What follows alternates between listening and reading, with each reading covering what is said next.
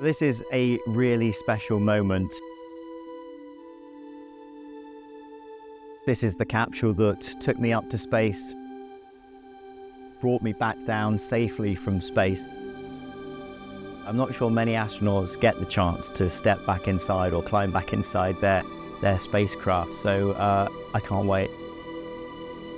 Quite emotional actually, because you get very attached to your spacecraft. It's your lifeboat for the whole time that you're up in space, so let's go back inside. This is amazing. Wow.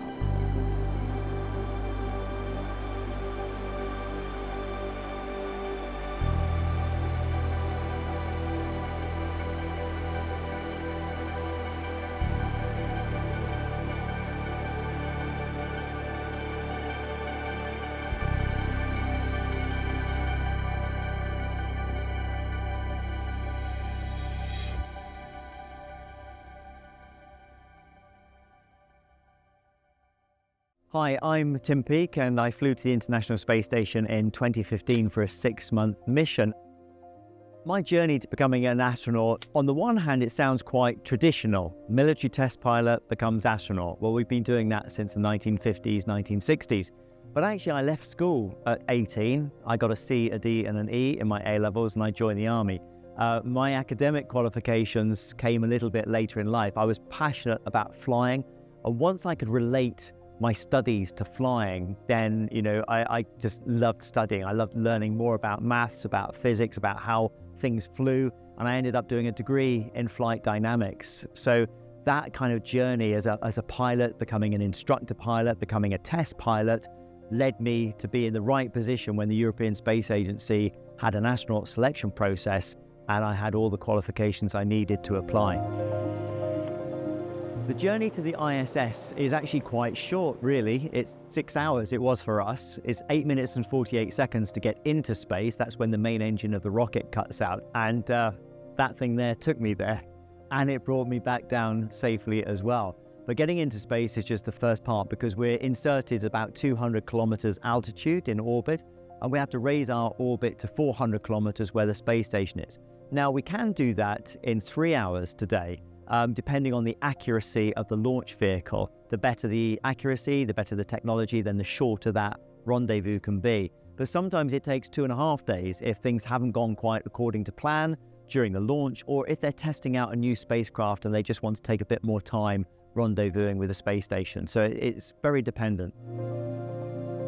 Life on board the space station, it's a busy place, but it's a huge amount of fun and it's very satisfying as well. Probably about 65–70% of our time is spent doing the science program. That's the main purpose of the space station. It's a scientific laboratory.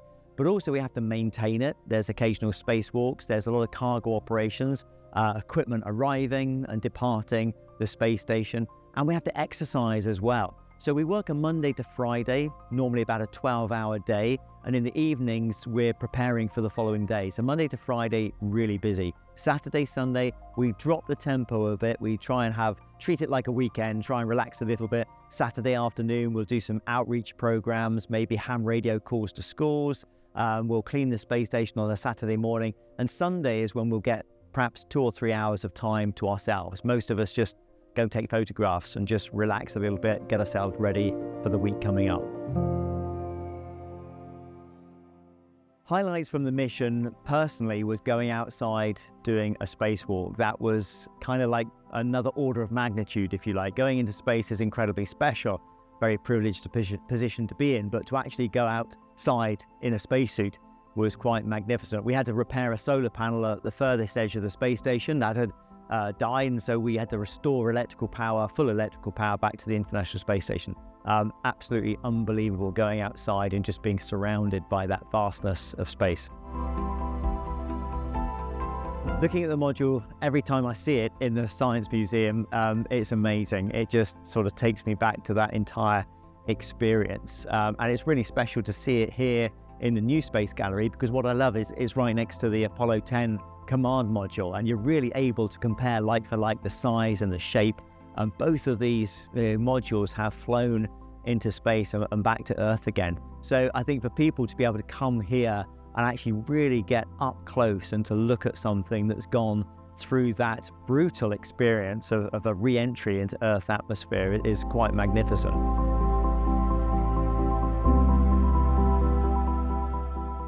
So anyway, you've heard enough from me. Now it's time to take a look inside the Soyuz.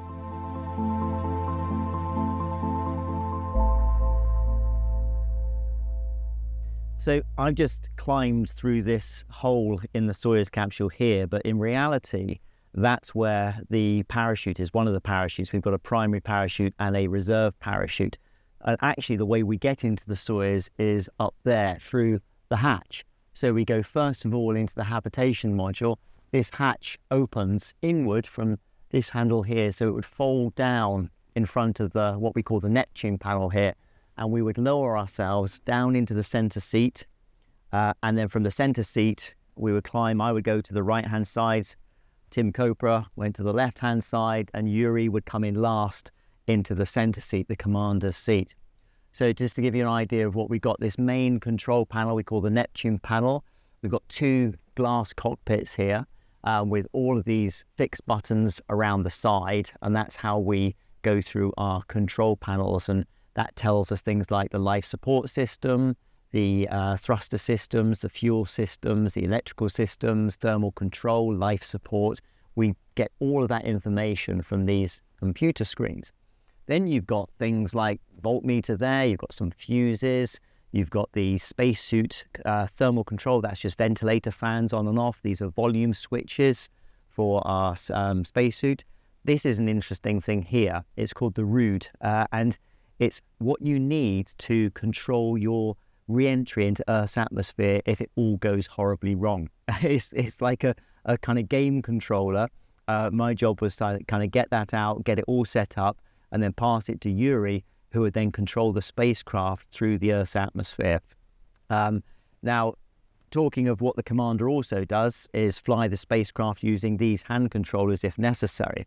So on the left-hand side, this controls X, Y, and Z. So X is forward, backwards, Y is left and right, Z is upside down. But in a spacecraft, you've got 6 axes. So it's not just X, Y, Z. On the right-hand side, you've got pitch, roll, and yaw. So it's quite tricky. It's a bit like flying a helicopter, flying a spacecraft. And then you've got the periscope here. Now, normally, under good circumstances, you wouldn't need to use this for the docking, but we had a problem with our docking, and so Yuri had to use the periscope in order to get docked. So they're the main controls as to how we would fly a spacecraft. You've also got big clunky switches here, and all these are doing are just controlling oxygen valves on and off. It always amazed me why they needed to be so big and so prominent. They could just be a small button on the panel there. Now the left-hand seat and the right-hand seat get the benefit of the view of Earth or space because we've got the windows next to us. And I can tell that these windows have been cleaned because once we'd come through Earth's atmosphere, the windows themselves had completely scorched over. So I was sat in that right-hand seat, and initially I could see out, and then all I saw was flame and plasma coming through this right-hand window. And then after about 3 or 4 minutes, as the G-force really built up and the temperature really built up inside the spacecraft, brown scorch marks just came over, and a few minutes later the entire window was completely burnt and you couldn't see outside at all. So somebody has very kindly cleaned the windows for us, which is very nice. And there's not a huge amount of room in here. When you get 3 people inside, it reminded me that one of the things that we have to do before launch is we have to do our survival drills. And the 3 of us have to get fully changed in here into our winter survival gear before getting out of the spacecraft. So you have to take off your spacesuits, and then you have to put on all your thermal layers and then put on a dry suit. And it's incredibly cramped, and by the time you've done that, you've lost so much water through perspiration because it's such hard work. One of the things that I had to do during our rendezvous for pretty much the whole 6 hours, actually, we had a problem with our condensation levels building up inside the spacecraft here. And this handle directs where that condensation goes to, and then you pump using this handle here. So I was kind of routinely doing that to keep the moisture levels down to normal inside the spacecraft during our rendezvous process. One of the things that you get used to doing as an astronaut is embracing your environment and making it the new normal. So the first thing we do is we kind of get into our seats and we sit there and we just have a few quiet moments where we think, yeah, this is cramped, this is tight, this is uncomfortable, it's hot, but this is what it's going to be like for the next, who knows how long, definitely hours, maybe even days if things don't go well. And you get to love this environment. Something that's really interesting is we grow about 2 inches in space because all the muscles and ligaments in our spine, they relax. And so over 6 months, we stretch. And this seat is specially molded to our body shape. We actually have to lie in a bath of gypsum before we launch so that the seat is molded perfectly to our body. But then what the engineers do is they add 2 inches to the seat height because this seat needs to fit perfectly for re-entry and landing, not so much for launch, but it's the landing. And I can tell now because I've got this gap here between my head and the top of the seat. But when I came back from space and when I was 2 inches taller than I am today, I remember there was no gap at all. So it's quite disappointing, actually. It just reminds me that I've actually shrunk 2 inches. So this is me strapped into my seat. These knee braces here are designed to be tightened to stop our knees from flying around and hurting ourselves during re-entry, because that's quite a violent experience. And also during launch, in case the abort system fires, you would experience a high level of G. And so this keeps everything safe. But it's quite a tight sort of fetal sitting position. We're obviously on our back, so we feel all the G-force against our chest. And before the engineers leave us and shut that hatch, one of the things they do is tighten up our straps as tight as they possibly can. So they'll be pulling on these straps with all their might. So we are utterly rigid in our seat. We can barely move. And that's obviously to protect us during the launch process. But during landing, there's no one there to help us. So we have to tighten these ourselves. And one good tip that Yuri said to me is, as that G-force builds up during re-entry, we're pushed back into our seat. And we use that G-force actually to help us to tighten our harnesses. And we're pulling with all of our weight, all of our might on these straps here to get ourselves as hard as we can into our seat, because we're getting ready for those parachutes to open, which again is quite a violent experience.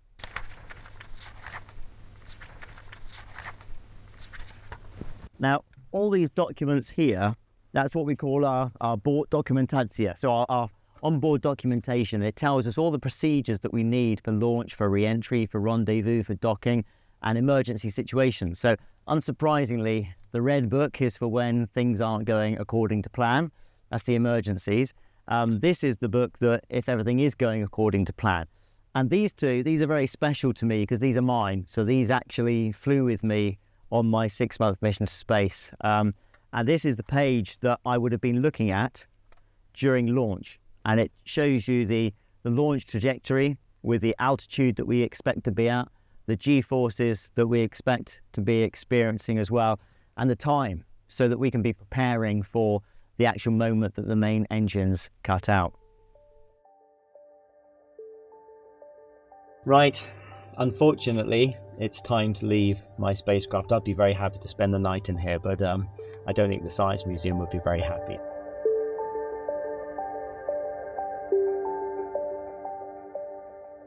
So the outside of the Soyuz tells a really fascinating story because you can see the punishment that this capsule has taken coming back into Earth's atmosphere at such speed. So when you're doing 10 times the speed of a bullet and you hit the top of the atmosphere, it's going to generate a lot of heat, 1700 Celsius. And the punishment is taken mainly here at this point. This takes the full force of the atmosphere, and that's the bit, this corner here is where it's digging into the atmosphere. So this is the most scorched area of the whole capsule, and you can really see that.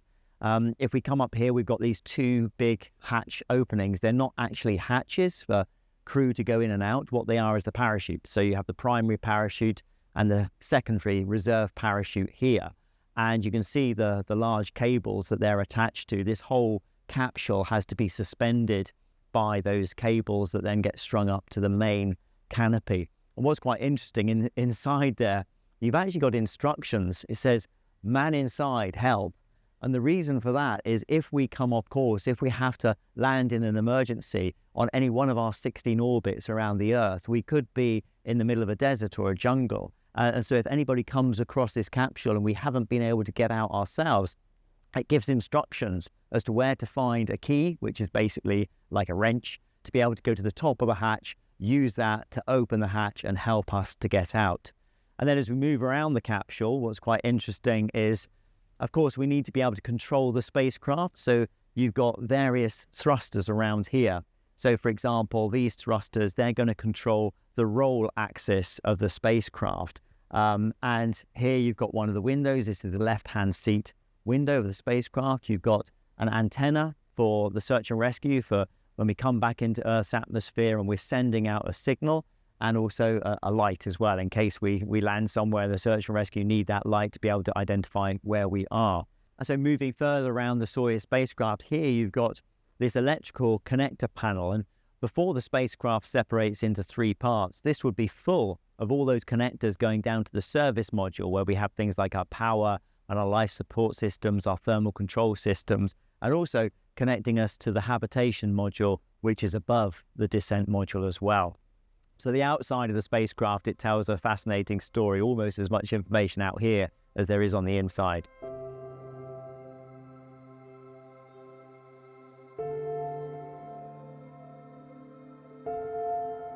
What an incredibly special experience that was for me to be reunited with my Soyuz capsule after so long, and to get inside again and to see all the switches and remember the smells and what that experience was like. Very special indeed. And what a privilege it is to have a capsule like this inside one of our national museums for everybody to come and see, to be inspired about what we're doing in space exploration and why we're doing it. So please come along to the Science Museum, have a look at this and everything else that's on display.